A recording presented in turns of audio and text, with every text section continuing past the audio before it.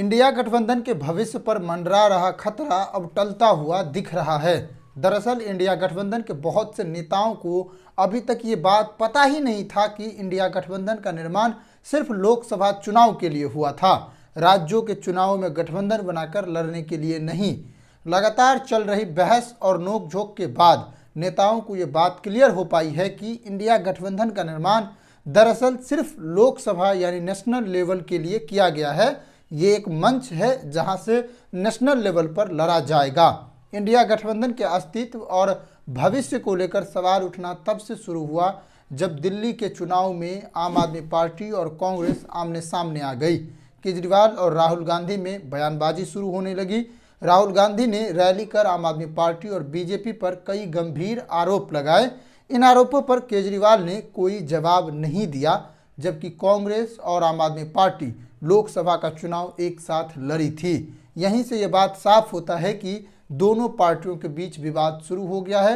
एक दूसरे के ऊपर आरोप और प्रत्यारोप भी शुरू हो गया है। कांग्रेस लगातार इस बात को स्पष्ट कर रही है कि इंडिया गठबंधन का संबंध सिर्फ राष्ट्रीय स्तर से है, क्षेत्रीय स्तर से नहीं। हालांकि इसका मतलब ये नहीं है कि राज्यों के चुनाव में कोई गठबंधन नहीं होगा।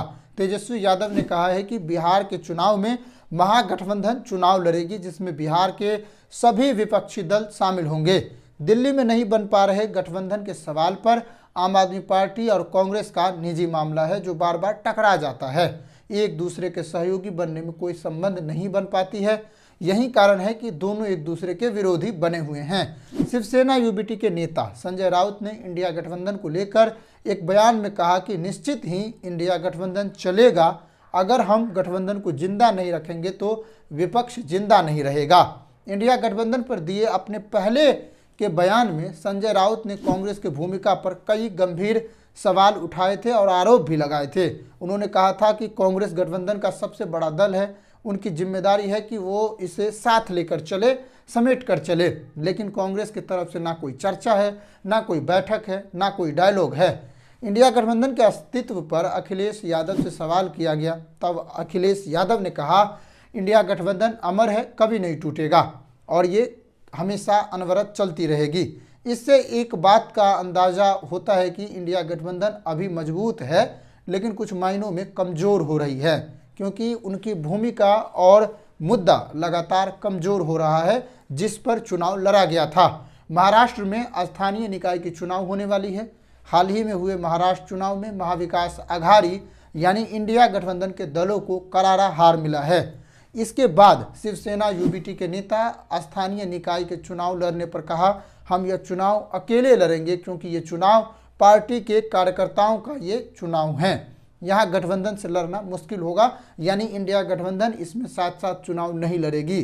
संजय राउत ने दिल्ली के चुनाव और आम आदमी पार्टी के बीच गठबंधन को लेकर कई बड़ी बातें कही है। देखिए आप वीडियो, उसने क्या कहा है।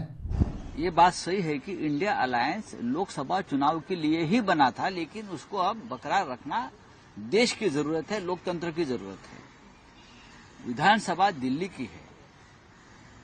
अब वहां कांग्रेस और आम आदमी पार्टी दोनों को लगता है कि हमारी ताकत है, दोनों लोकसभा में एक साथ लड़े थे, एक भी सीट नहीं जीत पाए।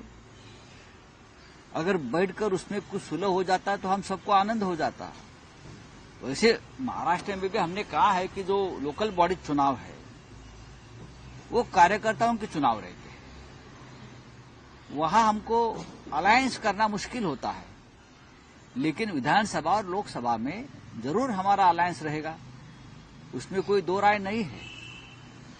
लेकिन ये जिस तरह से खबरें आप दे रहे हैं कि इंडिया अलायंस टूट गया, महाविकास आघाड़ी टूट गई, ऐसा नहीं है। अलग अलग पार्टी है, अलग अलग विचारधारा होती है।